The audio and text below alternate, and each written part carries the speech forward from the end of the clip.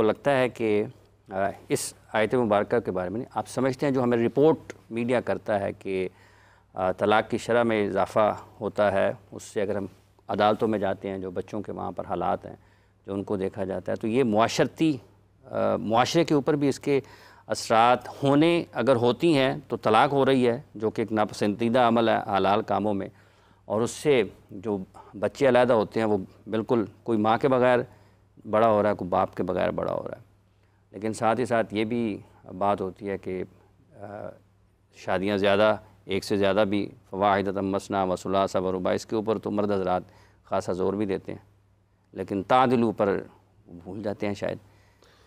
देखिए, दो आपने मेरे ख्याल से सवाल किया कि पहलू है, एक तो यह तलाक़ की वजह क्या है, शरअ तलाक़ जो है बढ़ती जा रही है। देखिए, उसमें मैं एक मेजर आपको एक बात बताऊंगा, वो ये है कि एक तो हमारे बच्चे को दीन नहीं सिखाया जा रहा, जिसकी वजह से वो नावाकिफ़ है कि बीवी के क्या हकूक़ हैं, ठीक है, वो पूरे नहीं कर पाता, जो कि रिज़ल्ट करती है लड़ाई झगड़े में, फसादात में और इवेंचुअली जो है डिवोर्स में। सेकेंडली, बहुत ज़्यादा मामला ये हैं कि आजकल का जो मर्द है वो एक्स्ट्रा मैरिटल अफेयर्स के अंदर बहुत ज़्यादा मुब्तला हुआ है। मतलब ऑब्वियसली कोई भी लड़की ये ख्वाहिश नहीं करेगी, ये नहीं चाहेगी कि उसका जो पार्टनर है वो उस पर चीट करे, तो जिसकी वजह से जो है बहुत ज़्यादा फसाद जन्म लेते हैं और वो भी रिज़ल्ट करती है तलाक़ में। सेकेंडली, आपने एक बात बताई है कि ऑब्वियसली ये आपने नहीं कहा, ये कुरान ने कहा है कि 2, 3, 4, मतलब कुरान तो शुरू ही 2 से होता है ना। हाँ। और अल्लाह तादिलु जो है वो अदल करो, ये कुरान आपको हुक्म देता है। अच्छा, सिर्फ इस वर्ड को लेके एक प्लान तरीके से बहुत ज़्यादा कंफ्यूज कर दिया गया है पूरी आवाम को। देखें, एक बंदा है जो कि जिसकी एक शादी है, उसके ऊपर कोई कंपल्सन नहीं है कि दूसरी शादी करे, लेकिन मैं ये बात करता हूँ सोसाइटी के अंदर इस वक्त जो फहाशी जो रेयानी का तूफ़ान गर्म है, तकरीबन जो कारोबारी हजरात हैं, majority of them they are involved in extra marital affairs, ठीक है, वो फहाशी की तरफ जो है वो जाते हैं, वो इवेंचुअली जो है वो ऐसे कामों की तरफ जाते हैं जिस पे अल्लाह ताला की लानत होती है, ठीक है। तो मैं ये समझता हूँ उन चीज़ों को प्रिवेंट करने के लिए देखें, ये एक human is biologically, psychologically, physiologically made for multiple, मतलब इसीलिए अल्लाह ताला ने जो एक मर्द की एक ख्वाहिशात को, मर्द की एक बायोलॉजिकल चीज़ों को मद्देनज़र रखते हुए मर्द को 4 अलाउड की कि तुमने गलत रास्ता नहीं इख्तियार करना, if you need another women go for निकाह, ठीक है। तो मैं स्ट्रिक्टली इस चीज़ को कंडेम करता हूँ कि आप जो है वो ज़िना का रास्ता इख्तियार करें, आप जो है फाशी का रास्ता इख्तियार करें, आप डेटिंग का रास्ता इख्तियार करें, आप एक्स्ट्रा मैरिटल अफेयर में पड़ें। भाई, आपकी एक शादी है, अगर आपको ज़रूरत है दूसरी शादी करें आप, ठीक है। और बदकिस्मती से हमारे माशरे के अंदर जो है वो ख़वातीन भी ऐसी हैं जो कि एक्सेप्ट करती है इस चीज़ को कि बस शादी ना करो, बाकी जो मर्ज़ी करो। तो ये एक बड़ी बदकिस्मती है हमारी। तो एक बड़ा एक आपने वास्ट टॉपिक एक चुना है, इस पे तो हम 4-5 घंटे भी लगे रहें तो गुफ्तगू ख़त्म नहीं होती।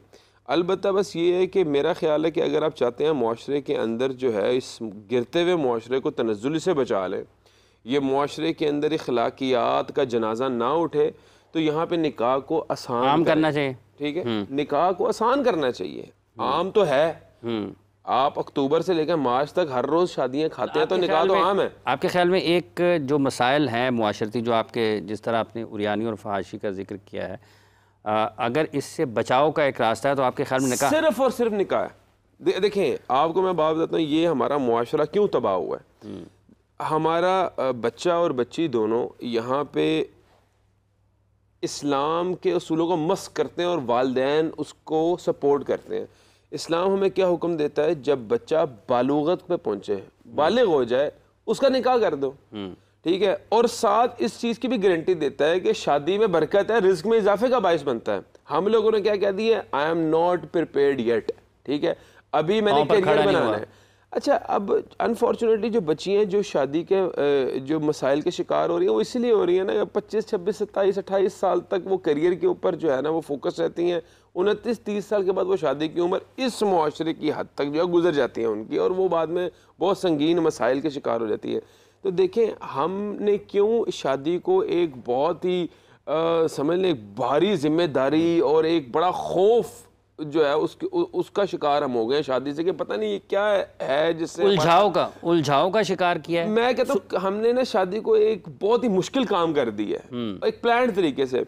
अच्छा, लड़का ज़्यादा कंफर्टेबल है कि अगर उसकी कोई गर्लफ्रेंड हो, ज़्यादा कंफर्टेबल है अगर उसका कहीं अफेयर हो, वो शादी करने ज़्यादा कंफर्टेबल है। ये आदतें जो यूरोपी या एक वेस्ट की जो आते हैं वो हमने अडॉप्ट कर ली है बड़ी खुशी खुशी, जो इस मुआशरे में तबाही का बायस। आपका ये मानना है कि ये जो मुआशरे में तबाही आ रही है, ये अखलाकी तौर पर हम नीचे जा रहे हैं, इसकी अखलाकियात का जो जनाजा उठ चुका है उसकी वजह ये है कि हम लोग शादियों को मुश्किल कर बैठे हैं। और दूसरी बात ये है, सेकंड पॉइंट इसका ये है कि हमारे बच्चों बच्चियों की शादियां लेट हो रही हैं। अब आप मुझे बात बताएं, देखें इंसान की एक नेचर है, इंसान को अल्लाह ताला ने एक डिज़ाइन किया है और फिर अल्लाह ताला ने हुक्म दिया है बलूगत की उम्र में शादी करो, तुम फांसी के रास्ते से बच जाओगे। हमारा बच्चा फोकस्ड क्यों नहीं है? क्यों पाकिस्तान के अंदर जो है पॉर्न साइट्स सबसे ज़्यादा देखी जाती है? फ्रस्ट्रेशन का शिकार है ना। क्यों ऐसे केसेस होते हैं कि वो मुर्दों को उखाड़ के भी उनके साथ जो है वो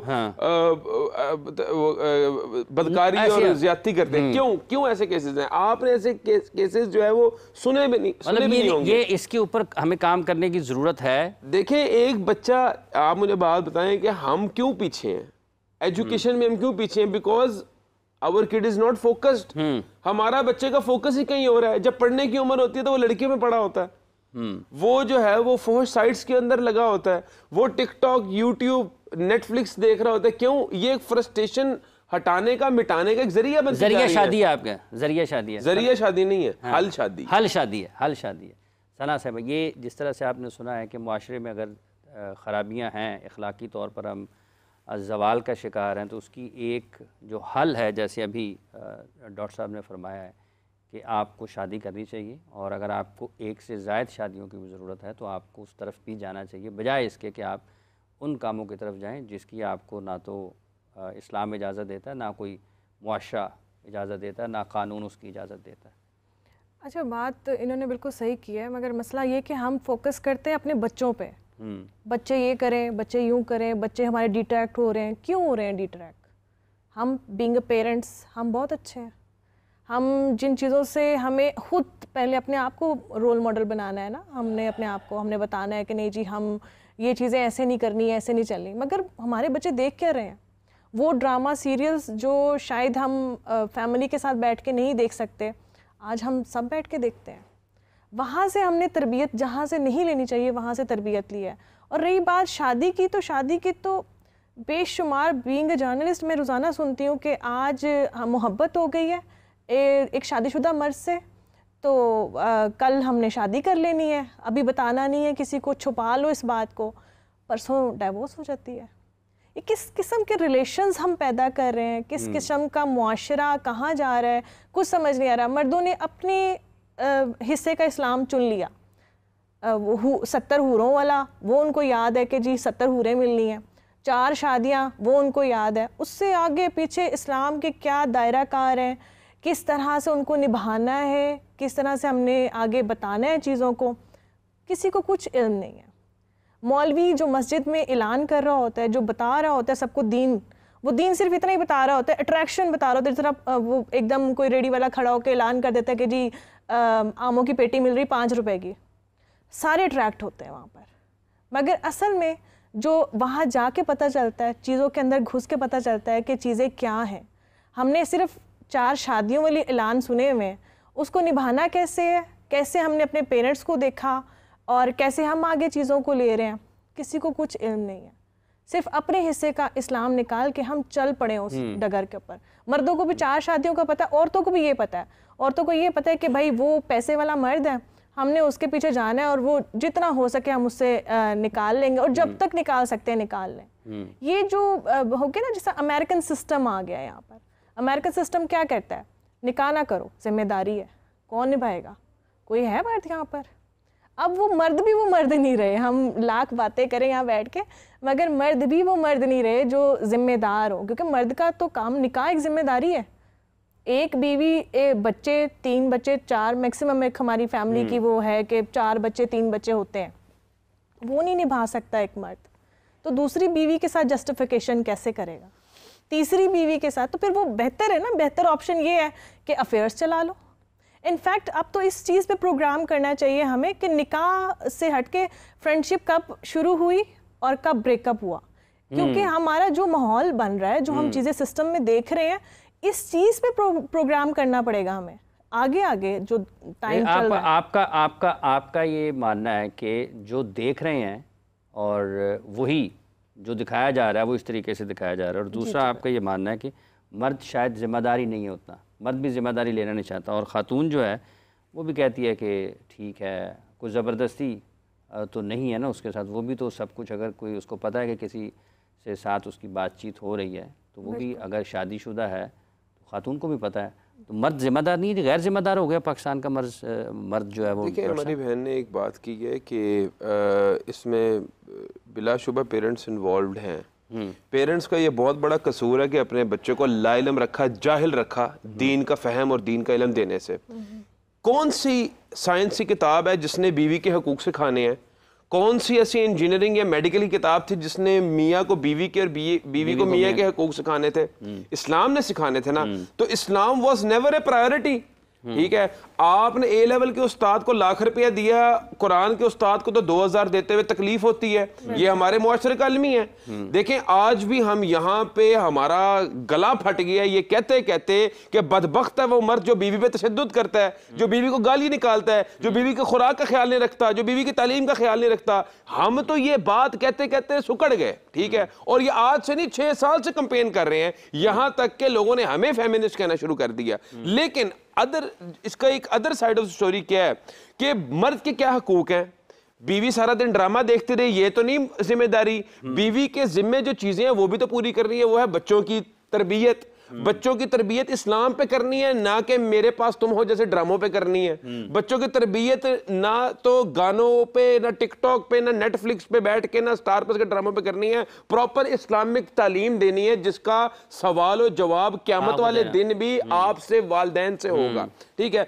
आपके मुआशरे के अंदर क्यों ये वाकयात हो रहे हैं कि बच्चा बाप को कत्ल कर रहा है, बच्चा उस्तादों को मार रहा है? क्यों? क्योंकि दीन नहीं है, दीन का फहम नहीं है। ओल्ड एज होम में जाएं तो वहां पे हम जैसे ही मॉडर्न सो कॉल्ड जो मॉडर्न लोग हैं उन्हीं के बच्चे हैं कि हमने दुनिया दे दी। ऑक्सफोर्ड, कैम्ब्रिज, हर जगह, हर बड़ी यूनिवर्सिटी के अंदर उसको बच्चे को भेज दिया, उसको आला से आला इंसान बनाने के लिए उस जिद्दोजहद में। लेकिन आला से आला इंसान नहीं बना। वो जब अपना मकसद पूरा उसने किया, उसने दुनिया का रंग देखा, क्योंकि हम उसको वेस्ट इंस्पायर्ड कल्चर के अंदर फिट करना चाहते थे। उसने उसी को जो अडॉप्ट किया। वो जब पढ़ लिख के आया, काबिल बना, जब अपने पांव पे खड़ा हुआ, उसने अपने बाप का, माँ का हाथ पकड़ा और ओल्ड एज होम में छोड़ आया।